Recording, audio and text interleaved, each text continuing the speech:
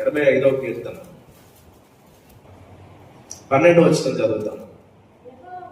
యెహోవా ఉత్తమమైన దాన్ని అనుగ్రహించును, మన భూమి దాని ఫలమిచ్చును. నీతి ఆయనకు ముందు నడుచును, ఆయన అడుగు చాడల్లో అని నడుచును.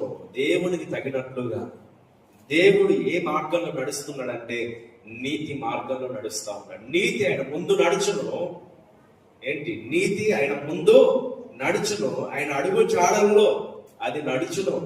దేవునికి స్తోత్రం కలుగును గాక. దేవుని మార్గం ఎలాంటి మార్గం అంటే నీతి కలిగిన మార్గం. అది అవినీతి మార్గం కాదు. దేవుని మార్గం ఏ మార్గం కాదు చెప్పండి? అవినీతి మార్గం కాదు. చాలాసార్లు అవినీతి మనకు తెలియకుండానే మనలోనికి వస్తూ ఉంటది. మన పైన ఉన్న అధికారులను బట్టో, లేకపోతే మన పైన పనిచేసే వారిని బట్టో, లేకపోతే మన క్రింద పనిచేసే వారిని బట్టో అవినీతి మనలోనికి వస్తూ ఉంటది, అక్రమం మనలోనికి వస్తూ ఉంటది. కానీ దేవుని మార్గంలో నడవటం, దేవునికి తగినట్లుగా నడవటం అంటే ఏంటి అర్థం అంటే దేవుని నీతికి తగినట్లుగా మనము నడవాల్సిన అవసరం ఎంతైనా ఉంది. దేవునికి స్తోత్రం కలుగును గాక. అవినీతిని మనలో నుంచి తీసేసుకోవాల్సిన అవసరం ఎంతైనా ఉంది. నిజంగానే కొంతమంది అనుకుంటా ఉంటారు, ఈ విధంగా అనుకుంటా ఉంటారు. కొంతమంది మందిరానికి వచ్చి కూడా మాలో అవినీతి ఉంది కదా, మాలో అక్రమం ఉంది కదా, నీతి మార్గంలో నడవాలి కదా, దేవుడికి తగినట్లుగా బ్రతకాలి కదా అని చెప్పేసి అనుకోని వారు కొంతమంది ఉన్నారు.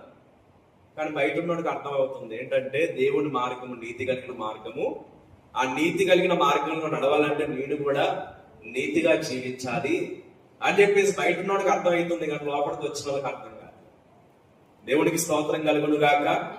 అట్లా అని చెప్పేసి బయట ఉండమని చెప్పట్లేదు. లోపలికి వస్తేనే నీతిమంతులుగా మార్చబడతారు, లోపలికి వస్తేనే నీతి మార్గాన్ని నేర్చుకుంటారు, లోపలికి వస్తేనే దేవుని వాక్యము నీతి మార్గంలో మనం నడిపిస్తూ ఉంటది.